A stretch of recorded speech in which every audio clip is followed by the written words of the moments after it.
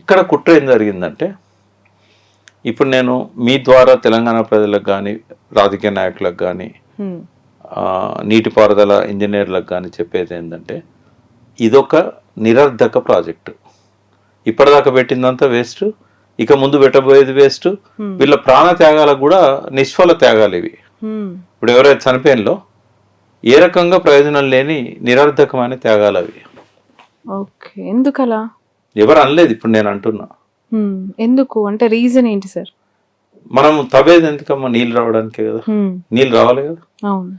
అక్కడ ఏం జరిగింది, రాజశేఖర రెడ్డి గారు 2005లోనే ఈ ప్రాజెక్టుకు అంకురార్పణ చేశారు. చేసినప్పుడు సిల్ లెవెల్, ఇప్పుడు అవుట్లెట్ ఎక్కడైతే ప్రమాదం జరిగిన అవుట్లెట్ ఉందో, మనం ఎక్కడి నుంచి అయితే టన్నెల్లోకి ఎంటర్ అవుతామో అక్కడ ఆపోజిట్ లో ఒక మార్క్ చేశారు. అది తవ్వితే అక్కడ నుంచి నీళ్ళు రావాలి లోపలికి, అంతే కదా. అయితే ఆ లెవెల్ ఎంత అంటే 854. 885 ఫుల్ రిజర్వాయర్ లెవెల్. అయితే 854 నుంచి 885 వరకు నీళ్లు ఉన్నప్పుడే ఈ టన్నెళ్ళకు నీళ్ళు వస్తాయి. అయితే భవిష్యత్తులో ఉండే అవకాశం లేదు, అంత ఆ లెవెల్కు నీళ్ళు వచ్చే అవకాశం లేదు. ఎందుకు లేదు అంటే, ఇది కట్టినాడు ఉండే. తర్వాత రాజశేఖర రెడ్డి ఇమ్మీడియట్ గా 1 yearకే వెలిగొండ ప్రాజెక్టుకు అడ్మినిస్ట్రేటివ్ శాంక్షన్ ఇచ్చాడు. దాని సిల్ లెవెల్ దీనికంటే చాలా కింద పెట్టాడు. సో తొందరగానే వాటర్ వచ్చేస్తుంది. అంటే అక్కడి వరకు వచ్చినాక వాళ్ళు తీసుకుపోతారు, ఇక పైకి ఎట్లా వస్తాయి. ఇప్పుడు ఇదేమో 854 లెవెల్, ఇది 885 లెవెల్. ఇది మాక్సిమం రిజర్వాయర్ లో ఫుల్ ఉంటాయి. అయితే ఇక్కడ దాకా నీళ్లు వస్తే, ఇంకా పై దాకా నీళ్లు వస్తే ఇళ్ళకి వెళ్తాయి. ఇప్పుడు వలిగొండది ఎక్కడ పెట్టిండు, ఇక్కడ పెట్టిండు. సో వచ్చిన వాటర్ అంతా వలిగొండ పోతుంది. ఇంకా దాని కింద ఏం చేసిండు, పోతిరెడ్డిపాడు పెట్టాడు.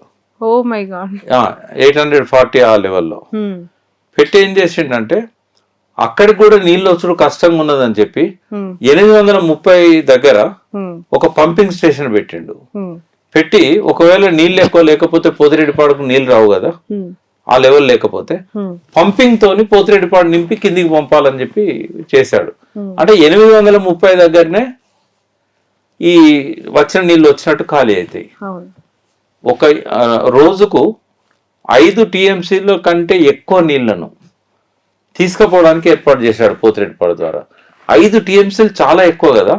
అయితే ఒక నదిని మళ్లించే ఏర్పాటు అన్నట్టు అది. ఇప్పుడు ఆ నీళ్ళని తీసుకుపోకపోతే లెవెల్ పెరుగుతూ ఉంటది. 854 దాకా నీళ్ళు వస్తాయి. జియోలో 854 MDDL ఉంటే దాన్ని 834 కు మార్పిచ్చాడు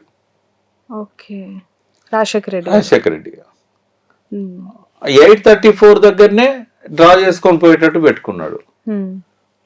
ఇవన్నీ తర్వాత కాలంలో జరిగినాయి. 2005 నుంచి ఆయన 2009 దాకా బతుకున్నాడు కదా. ఈ 4 సంవత్సరాల్లో ఆయన చేసిన ఘనకార్యాలు ఏంటంటే, ముందు పెట్టిన టన్నెల్ సిల్ లెవెల్ కు నీళ్లు రాకుండా కింద అన్ని ఏర్పాట్లు చేసుకున్నాడు రాయలసీమ తరలించకపోవడానికి. తర్వాత 802 దగ్గర, అంటే ఇక శ్రీశైలం డెడ్ స్టోరేజ్ 810. అంటే డెడ్ స్టోరేజ్ లకు వచ్చిన నీళ్లను కూడా తీసుకుపోవడానికి ముచ్చుమర్రి అనే కాడ ఇంకొక లిఫ్ట్ ఇరిగేషన్ స్కీమ్ పెట్టిండు. హంద్రి నివాకు, తర్వాత కేసీ కెనాల్ కి ఆ నీళ్లను 802 దగ్గరకు వచ్చేసరికి ఇప్పుడు 854 ఇక్కంటది, 802 ఇక్కంటది. ఇక్కడికి వచ్చిన నీళ్ళను కూడా తరలించకపోవడానికి ఆడ లిఫ్ట్ పెట్టిండు. తర్వాత జగన్ ఇంకా ఆయన కొడుకు కదా, ఆయన ఏం చేశాడు తెలుసా, 798 అంటే డెడ్ స్టోరేజ్ కంటే చాలా కింద. అంటే ఏమన్నా కొద్దిగా నీళ్ళు వచ్చినా కూడా శ్రీశైలంలకు వాటిని ఎత్తుకపోవడానికి రాయలసీమ ఎత్తిపోతల పథకం పెట్టాడు. రాత్రి మగళ్ళు చంద్రబాబు నాయుడు, ఆదోరు జగన్ లైట్ల వెలుగులలో పనులు చేస్తున్నారు. అంటే నీకు 800 ఫీట్లే వచ్చేటట్లేదు. 802 కాడ ముచ్చుమర్రి ఉన్నది, 830 కాడ పోతిరెడ్డిపాడుకు లిఫ్ట్ స్కీమ్ ఉన్నది, 840 కాడ వలిగొండ ఉన్నది.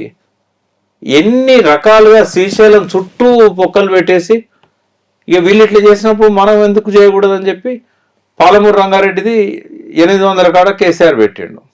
కలకుర్తి రెట్టంపాడు అంతకుముందు 800 కాడ ఉన్నది.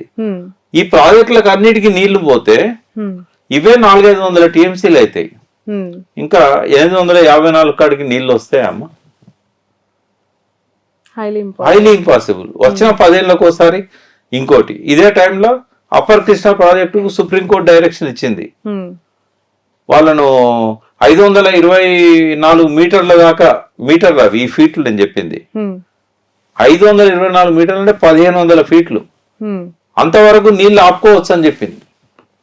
అదివరకు 519 దగ్గర ఉండేది. అప్పుడే ఇక్కడ నుంచి మన ఎమ్మెల్యేలు వీళ్ళంతా పీజేఆర్, శశిధర్ రెడ్డి నాయకత్వాన్ని పోయి ఆల్మట్టి మీద గొడవ చేసి ఆ కోర్టులలో కేసులు వేసి అన్ని నీళ్లు మీరే ఆపుకుంటే మార్కెట్లు వస్తాయి, అంత పెద్ద రిజర్వాయర్ అవసరమా అని చెప్పేసి వీళ్ళంతా గొడవ చేస్తే కొద్ది రోజులు కోర్టులో ఆగింది అది. తర్వాత ఇప్పుడు సుప్రీంకోర్టు పర్మిషన్ ఇచ్చింది వాళ్ళకు. ఇప్పుడు 524 మీటర్ల ఎత్తున వాళ్ళు నీళ్లు ఆపుకుంటే మనకు 318 మీటర్ల కాడ జూరాలు ఉంటది. అక్కడిని నీళ్లు ఆపుకుంటే కిందికి జూరాలకు వస్తాయా? జూరాల అలుగు పడితేనే తుమ్ములకి వెళ్ళి మన డోర్లు ఓపెన్ చేస్తేనే అప్పుడు శ్రీశైలంలోకి వస్తాయి. అంటే నీ కర్ణాటకలోనే ఆల్మట్టిల్నే వాళ్ళు ఆపుకుంటున్నారు. తర్వాత నారాయణపూర్ డ్యామ్ ఉంది, అక్కడ అంతా కెనాల్స్ ఉన్నాయి, ఇరిగేషన్ ఉంది. అది కూడా దాటి జూరాలకు వచ్చినాక జూరాల కాడ భీమా ప్రాజెక్టు నీళ్లు పోవాలి, నెట్టెంపాడుకు నీళ్లు పోవాలి, కోయిల్ సాగర్కు నీళ్లు పోవాలి, జూరాలకు సంబంధించిన 1,02,000 ఎకరాల ఆయకట్టుకు నీళ్లు పోవాలి, ఎడమ కాలువ కుడి కాలువకు, ఇవన్నీ దాటుకొని శ్రీశైలంలోకి రావాలి. శ్రీశైలంలోకి వచ్చినాక 798 నుంచే దాన్ని డైవర్ట్ చేసే కార్యక్రమం మొదలైంది. అంటే ఏదో క్లౌడ్ బర్స్ట్ అయి వరుసగా అన్ని రిజర్వాయర్ నిండి ఒక 500-600 టీఎంసీల నీళ్లు వచ్చినప్పుడు ఇక మాకు చాలనుకున్నప్పుడు వాళ్ళు లిఫ్ట్ చేయడం కానీ తీసుకుపోవడం కానీ ఆపేస్తారు. వాళ్ళ దాహం తీరాలి, కర్ణాటక దాహం తీరాలి, రాయలసీమ దాహం తీరాలి, మహబూబ్నగర్ దాహం తీరాలి, కల్వకుర్తి, నెట్టంపాడు, భీమా, పాలమూరు రంగారెడ్డి, కోయిల్ సాగర్ ఇవన్నీ అయిపోయినాక రాయలసీమలో మద్రాసు దాకా పోవాలా నీళ్లు, ఎస్ఆర్బిసి, తర్వాత తెలుగంగ, గాలేరు నగరి, హంద్రీ నీవా, రాఘవేంద్ర స్వామి రిజర్వాయర్, వెలిగొండ, వెలుగోడు, బ్రహ్మంగారి మఠం, ఆ కండవేరు సమస్యలో చిన్నగా ఉన్న వాటిని 20-30 టీఎంసీలు ఉన్న వాటిని 70-80 టీఎంసీలో పెంచుకున్నారు. ఓ 400 టీఎంసీల నీళ్ళని స్టోర్ చేసుకోవడానికి ఏర్పాట్లు చేసుకున్నారు. ఇవన్నీ అయినాక కదా శ్రీశైలం టన్నెల్ కు నీళ్ళు వచ్చేది. So it's waste of money, waste of efforts. ఇప్పుడు కోపాలు రావచ్చు ఎవరికన్నా, కానీ భవిష్యత్ తరాలకు చుక్కని నీరు రాదు అందులోంచి. ఎప్పుడో 10 ఏళ్లకు 8 ఏళ్లకు ఇప్పుడు నేను చెప్పినట్టు పైనంతా క్లౌడ్ బర్స్ట్ అయ్యి ఓ పెద్ద ఉపద్రవం వచ్చినట్టు నీళ్ళు వస్తే తప్ప ఇక శ్రీశైలం నాగార్జున సాగర్కు నీళ్ళు వచ్చే అవకాశం కూడా ఉండదు. అదొక నిరర్ధక ప్రాజెక్ట్ అయిపోతుంది. నీకు 854 కాడనే నీళ్లు రానప్పుడు 885 వచ్చేదాకా వాళ్ళు నీళ్లు కిందికి వదలరు. అప్పుడు మీరు 2009లో కర్నూలు మునిగిపోయిందా? ఆ స్వార్థం. ఆడ నాగార్జున సాగర్ అంతా ఖాళీగా ఉంది, 400 టీఎంసీలు. అంటే ఇప్పుడు సిల్ట్ వచ్చి 308 టీఎంసీలో పడిపోయింది. అది అందులోకి నీళ్లు ఇవ్వకుండా మొత్తం స్టోర్ చేసి పెట్టుకున్నారు శ్రీశైలంలో. ఒక్కసారే చుట్టుపక్కల ఉన్న చెరువులు అన్ని దిగి రాత్రి పెద్ద ఎత్తున 100 టీఎంసీలు వచ్చేసినాయి. వాళ్ళకు ఏం చేయాలో అర్థం కాక అప్పుడు గేట్లు లేపారు. కర్నూలు పట్టణం ఫస్ట్ ఫ్లోర్ వరకు మునిగిపోయింది. ఫస్ట్ ఫ్లోర్ లో ఉన్న వాళ్ళు కూడా మునిగిపోయారు. గ్రౌండ్ ఫ్లోర్ మొత్తం నిండిపోయింది. ఈ స్వార్థమే. నాగార్జున సాగర్ ఎండిపోయింది అది, కానీ వదిలేరు. తెలంగాణకి ఎందుకు ఇవ్వాలి? ఎత్తుకపోవచ్చు కదా. ఈ పెంటను వదిలించుకున్నాం 2014 జూన్ 2 నాడు. రామేశ్వరం పైన శనేశ్వరం బోధన్నట్టు ఇంత చేసి తెలంగాణ తెచ్చుకున్నాక కూడా ఈ దౌర్భాగ్య పరిస్థితి. ఇప్పుడు అది కట్టినా ఉపయోగం లేదు. కాకపోతే కేసీఆర్ గారు ముఖ్యమంత్రి కాబట్టి ఆయన మీద అపవాదులు వేస్తారు. ఏమనంటే ఆయన అసెంబ్లీలో పవర్ పాయింట్ ప్రజెంటేషన్ ఇచ్చినప్పుడు శ్రీశైలం ఈ టన్నెల్ గురించి ఎట్లా మాట్లాడడం మీరు చూశారు. అంటే ఇది ఒక చెత్త ప్రాజెక్ట్ అని చెప్పలేకనే ఆయన చెప్పాడు. ఆ టన్నెల్లో పోతే ఆ మోటార్ అడిపోతుంది, అక్కడ ఆగిపోతుంది, ఈ మోటార్ ఇడిపోతుంది, ఇక్కడ ఆగిపోతుంది, అది ఎన్నడైతుందో తెలియదు, బయటికి రాదు, లోపలికి పోదు, ఇట్లా మాట్లాడాడు కదా. అయితే ఆయన ఒకవేళ ఆ ప్రాజెక్టును అప్పుడే రద్దు చేసి ఉంటే, అంటే చాలా వరకు అప్పటికి 1200 కోట్ల దాకా దానికి ఖర్చు అయింది, ఇంకో 1000 కోట్ల దాకా ఇతర పనులకు ఖర్చు అయింది. మరి ఇంత ఖర్చు పెట్టిన తర్వాత దీన్ని రద్దు చేసిండు అంటే దక్షిణ తెలంగాణ మీద ప్రేమ ఉండదు ఆయనకు అని బదనాం చేస్తారు. అప్పటికే మొదలు పెట్టారు కాంగ్రెస్ నాయకులు. ఈయన కాళేశ్వరం, ఉత్తర తెలంగాణ ప్రాజెక్టుల మీదనే ఈయన దృష్టి పెట్టింది తప్ప దక్షిణ తెలంగాణను ఎండగొడుతున్నాడు అని చెప్పి 2 ప్రాంతాల మధ్య వైషమ్యాలను మొదలు పెట్టారు అప్పుడే. వాస్తవంగా ఆయన ముందు కంప్లీట్ చేసిన ప్రాజెక్టులే పాలమూరు, మన కల్వకుర్తి, నెట్టెంపాడు, భీమా, కోయిల్ సాగర్. అప్పటికి పెండింగ్ లో ఉండే రాజశేఖర రెడ్డి గారు 70% అట్లా కంప్లీట్ చేసిన ప్రాజెక్టులను అప్పటికప్పుడు యుద్ధ ప్రాతిపదికన తీసుకొని వాటిని కంప్లీట్ చేసి 2 లక్షల ఎకరాలు కూడా నీళ్లు రాని పాలమూరుకు 1,20,000 1,30,000 ఎకరాలకు కూడా నీళ్లు రాకపోయేది.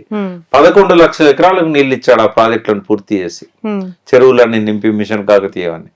అయినా వాళ్ళకి ఆ కృతజ్ఞత ఉండక ఈ కాంగ్రెస్ నాయకులు ఏం చేశారంటే ఆ రెండు కాంగ్రెస్ నాయకులకు కోటలు అంటాం కదా, పెట్టని కోటలు, ఏది నల్గొండ అండ్ మహబూబ్నగర్, ఎప్పుడు ఎలక్షన్ పెట్టినా కాంగ్రెసే వచ్చేది అక్కడ. అటువంటి జిల్లాలకు ఆయన 11 లక్షల ఎకరాలకు నీళ్లు ఇచ్చినా కూడా ఓ రాగం మొదలు పెట్టారు, ఈయనకు నార్త్ తెలంగాణ మీద ఉన్న ప్రేమ ఈయనకు సౌత్ తెలంగాణ మీద ఉండదని. ఈ విధిలేని పరిస్థితుల్లో ఆయన ఏం చేశాడంటే ఈ ప్రాజెక్టు 1000 కోట్లు 1,100 కోట్ల పైన ఖర్చు పెట్టాడు, చేసి ఇంకో 11 కిలోమీటర్లు తవ్వించాడు. అప్పుడేం ప్రమాదాలు జరగలేదు, బట్ వర్క్ స్లోగా ఉంటది, ఎందుకంటే హార్డ్ రాకుంటేనేమో ఫాస్ట్ గా పోతుంది. బట్ అడుగడుగున ఈ మట్టి పిల్లలు ఇవన్నీ రావడం వల్ల, లూజ్ సాయిల్ రావడం వల్ల